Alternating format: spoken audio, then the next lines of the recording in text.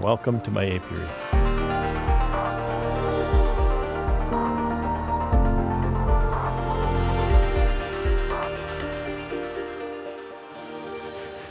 So we did some grafting the other day, and James is going to open up this Queen Right cell finisher, and we'll see what we've got. We'll transfer it to my little case and take it to the incubator. All right. So this is a nice strong double deep with a queen excluder in the middle.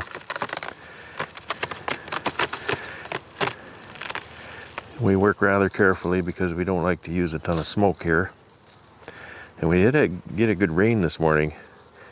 Yeah, they might be a little grumpy. Maybe a little grumpy, and everybody's at home. I think this is your... That's the frame.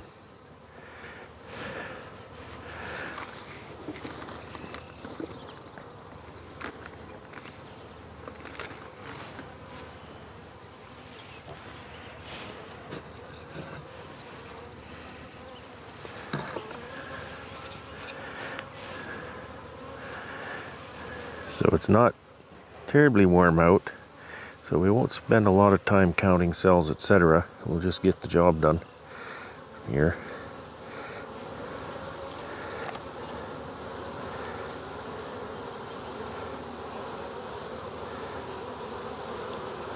Got a few here.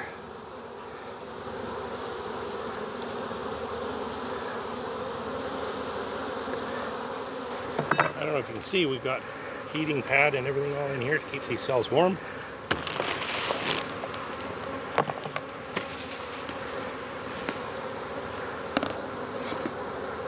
And these come off nice. They do stick in there nice, but they come off nice. They're a little twist, and they just come right out.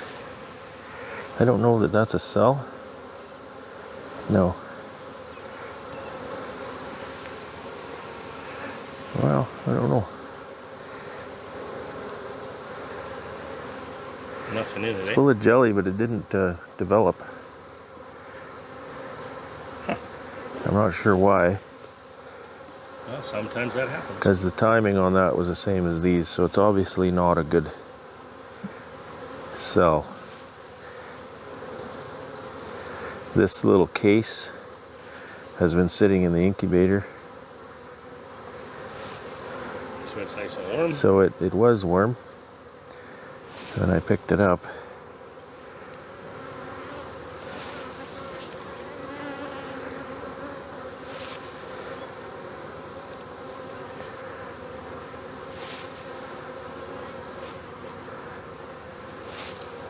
These are set to hatch out when, Brad?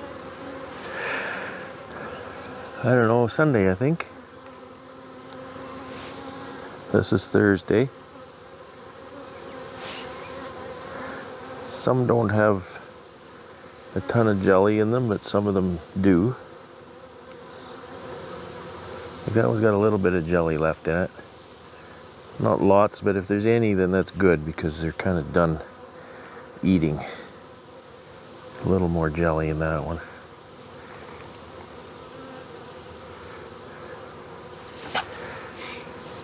I'm trying to be gentle with them. That's got even more jelly.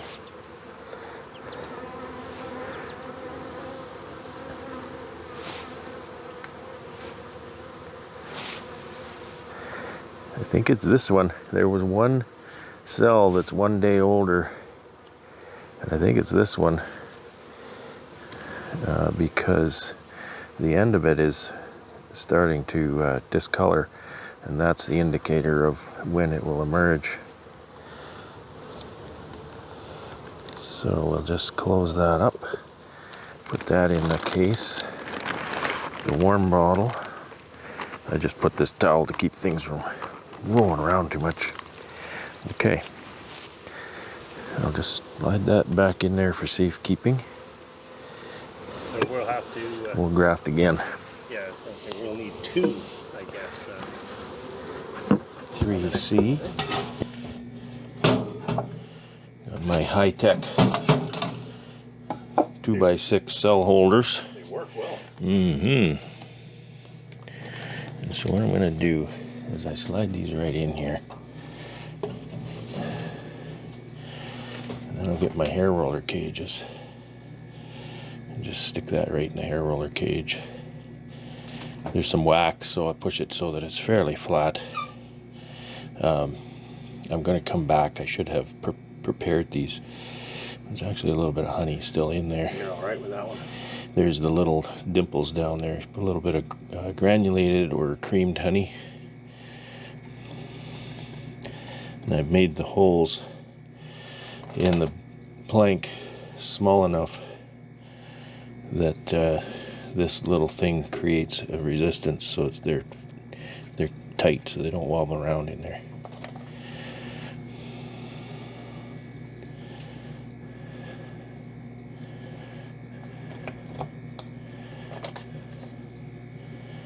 Gentle is the key. And I've been letting, because I'm putting these, the reason I'm putting these in cages is I've been letting these emerge in the incubator. If you're going to put your cell in a mating nuke, then you just leave it in this case. And make sure you got your timing right. That is a handy case. Yeah, it's I got it on Amazon. It's like for makeup or essential oils or something. Fits really well. The fact that it's black when I'm doing this on a warm day, I don't need a cooler. The sun will keep it warm enough. Bought these new roller cages here. I didn't have enough for my first year, and I was having my queens emerging in the case. So they'd kind of be stuck in there, and then I'd just lift that out and there'd be virgins running around. So you gotta catch them before they find each other. This would be a fight.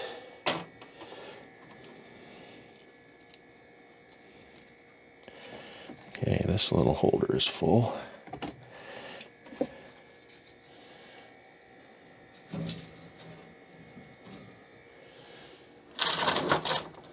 Gentle is the key here. So what, 15 per block? I guess I got that. That's not bad. 15 in a grafting bar, so kind of matches up. I don't know that I planned it that way.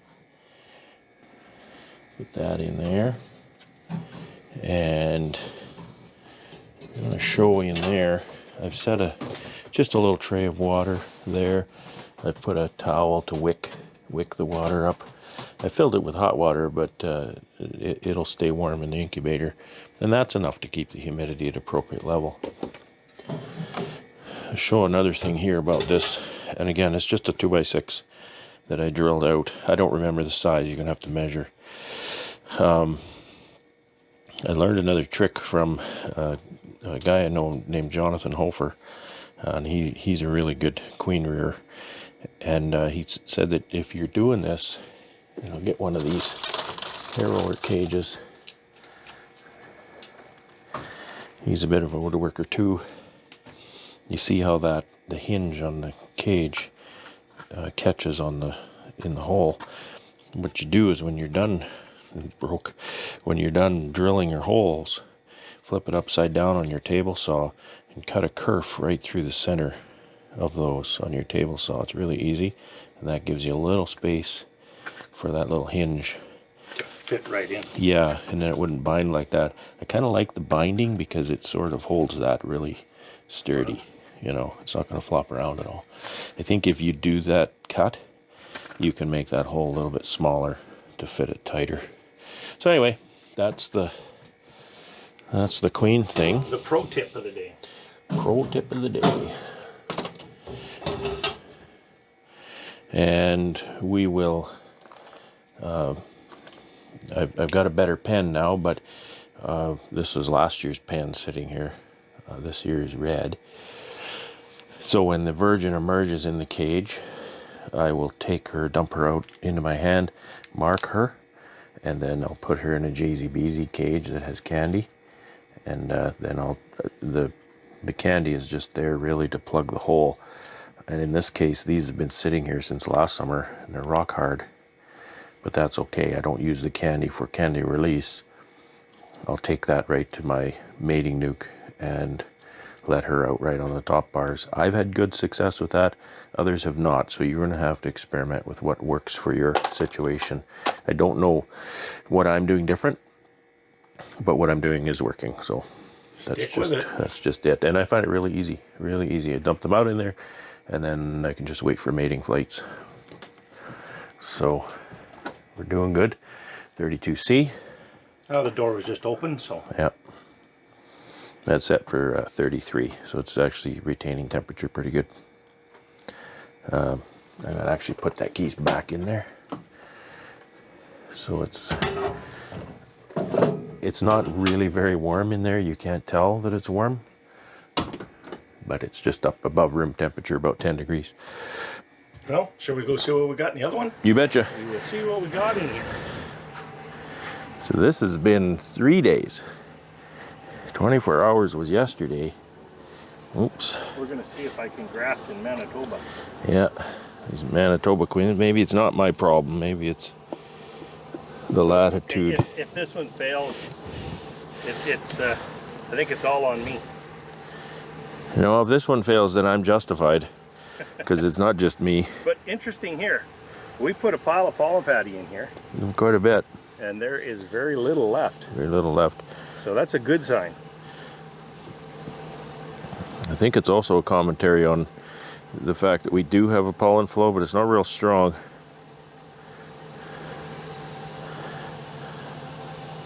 Again, queenless colony here, queenless cell starter, and no smoke. So you need to mind your manners. I'm just going to come up here so we can see as we pull these out. Now I left my brush over there, but that doesn't matter because I can transfer these bees and all. New bees. The only, the reason you'd want your brush is so that you can kind of get your count and pat yourself on your back if you did well. So this is looking good. We've got one miss here, and otherwise we're good. See, these are getting right down to it. These are beautiful looking cells. Look how full of jelly they are. Nice long cells. Long cells, white wax. White wax, that's really important. And they're not capped yet, so they're just, they're just capping. So with those nice long cells, you're gonna end up with a nice long queen. So. And that's all a function of distance, right? So if there's more jelly, then there's more distance needed there, and then the size of the queen, then they need that distance. So that's what's making that. And sometimes you see a nice big one and you think, wow, that's great, but it's no good at all, because what happened was the larva fell off of the jelly, and so they built around it and made a nice big cell, and it's no good anyway. So I'm just going to walk those right over. We're going to put them in the queen right finisher. And then we'll come check the second bar. I think I might be able to do it all one-handed. Do that. All right. Bob Walker does it one-handed, so I should be able to. Real beekeepers do it one-handed. Seth says real beekeepers do it in the rain.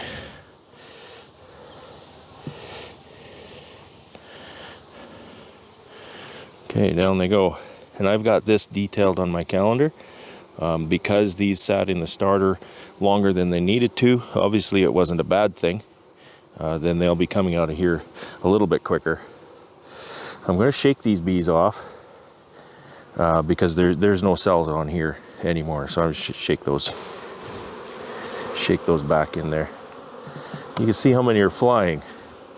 So because it's a little bit of a cooler day, we're coming back here, so I'm going to set that sideways. A little bit of a cooler day, there's not as much flight, so the hive's right full. A lot of the older bees are home, and that's the flying ones. All right, let's go get some more. And this was what I just put in there was Monday's graft, and this one is Tuesday's graft that I'm going to pull now. And we have no idea what we got on this one. No, we haven't checked. This is real time. And this is James kind of showing me his process so that I can take what I need to improve mine. Watch, we'll pull this out, there'll be nothing on there. Well, again, it's real time, right? So live or die, you're going to see what's what. Okay, there's a miss here and a miss there. miss there, and that one's a bit stumpy, but this one's more mature, which, you know, interesting. maybe it was a bit older larva, so that can happen. So the difference here, this is what we did between the graft that I just transferred and this one. That graft was either clean recycled cells cups or was new cell cups, and this graft was cell cups that had been in this starter for 24 hours to clean them, to prep them, to polish them, whatever people want to call that. So we're just kind of testing that theory. And again, I'm taking that bees and all. You don't want to shake that. There's no reason to brush it other than curiosity. And I'll walk it right over to that cell finisher. So I only had one frame in here before, and now I'm going to put two. So I've got a space problem. I need to take one of these out. I could use a different hive, but I haven't prepped that for cells. There's not much prep the way I do a queen right.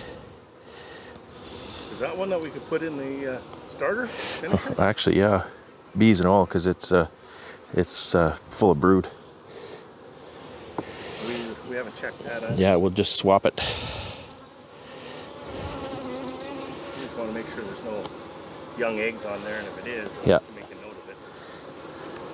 Yeah, I'll remember which frame that is and check it in a couple of days. So I was saying the queen right finisher, it's really just a nice strong double with a queen excluder, queen in the bottom, of course. The only other thing that I do, and I haven't done it in the last few days, I should do it again, is I'll pull open brood from the bottom, put in the top, and cycle the sealed brood into the bottom, just to encourage the nurse bees to come up in here, produce lots of jelly around where my cells are. It may be a theoretical difference, but it's pretty easy to do. Something to check. I don't think there's anything on this because it's been above the queen excluder for quite some time. Oh, okay. It's mostly, it's either sealed brood or nectar. Well, that's It's perfect. planning. Could not be better.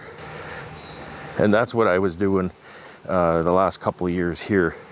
I actually had my cell finisher right next door here, and I would do exactly that.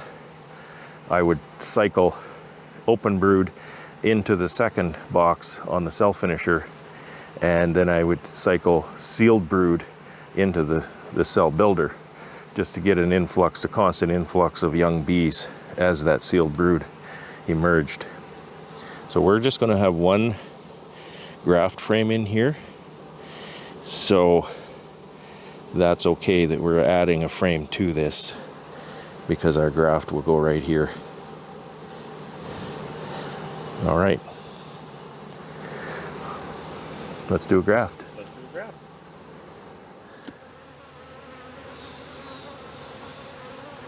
All right, so here is a possibility. And this side here is all eggs, so I think we're going to graft from this one. All right, a lot of people do their grafting in their vehicle, truck or otherwise. I got the heater cooking in here, 28C. James is just prepping up to do some grafting. That cloth is damp from a pail of hot water. Should be warm and moist. And because I'm getting old, I need to use a bit of a magnifying glass. You do what you have to here. They're pretty small. Alrighty.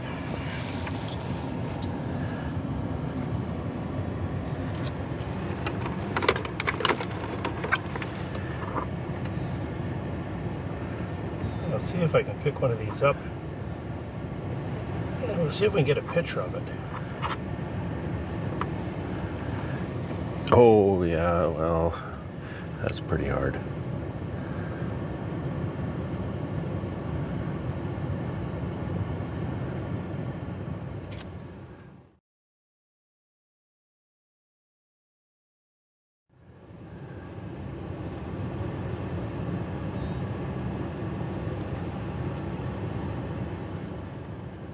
They've seen everything that there is to see Now it's just so far. repeat it over and Rinse over. and repeat. The cells that he's grafted into, he's covering with another warm, moist cloth. And I find that really makes a difference to keep them not just moist. So, you talk to a lot of people that graft down south, and they do this in much warmer climates than what we have up here. So what I found is, in what I've been going through, is I found that, a lot of people will say heat's not that important, but heat might not be that important when you're in 30-degree temperatures, but up here I found heat, now not hot but warm, I have found myself personally makes a huge difference in the success of my grafting. So what we're doing this time is we're grafting into cups that haven't been polished. Kind of test that theory a little bit. So we finished one bar, and so I took that bar with the towel over it over to the cell builder there, and I just set that bar in the grafting frame inside there, keep it warm, etc. What if I said when I do this at home, Brad, Alan sings to me? So can you sing me a song while I'm grafting? Nope. What two grown men do in a very hot and humid truck cab is completely up to those two individuals. I will not judge. Oh, that's just too funny.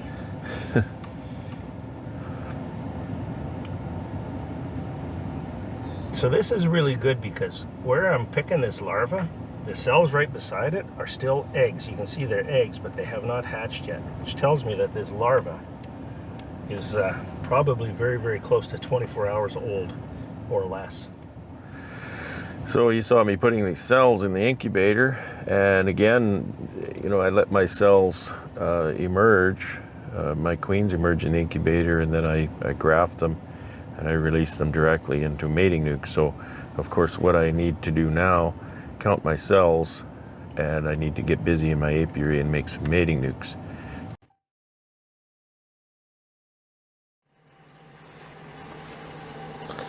So this is the third bar, and I've been putting them in here sequentially as we graft, as James grafts. I think I should have started with the bottom one, but It's interesting to see how they're already feeding those oh, cups. they're already right all over them. Yep. Yeah, they smell that and they say, hey, because again, that's the only larva in this nice populous, queenless, populated with young bees colony. And we're going to refresh the patties. I'm using some leftovers that I have. I think it's probably best to put the patty right on top of the graft frame. I find that a nuisance when I want to come and check my graft frame, so I put it right beside. Oh, my brush or I have my brush, but they really hate the brush. We found that out. The bee agitator. The bee agitator. The sting-o-matic. That's what that is. The sting-o-matic. That was a little dry. They might not take it. I'll put one more piece.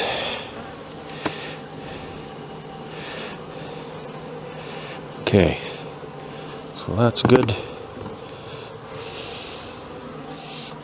I should have shaken that lid off previously, but I'll get some of them off that way.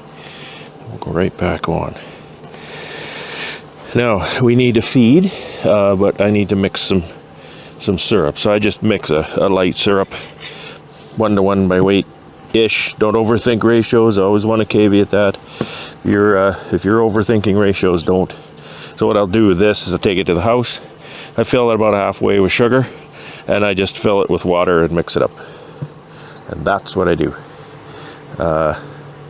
So again, 48 hours. Well, 24 hours minimum, 48 hours. You could leave those in there and then they go to the finisher. And again, earlier this week, we left them in there actually 3 days. So it doesn't matter. They do a good job. But kind of the point, I think, is that this queenless starter is kind of the biggest draw on resources in your apiary as far as starting your grafting project. And the good news is you can rotate this really fast. So you can churn through 15, 30, 45 cells. We got 45 cells in here now, every couple of days. And so you don't need a lot of infrastructure as far as your starter goes.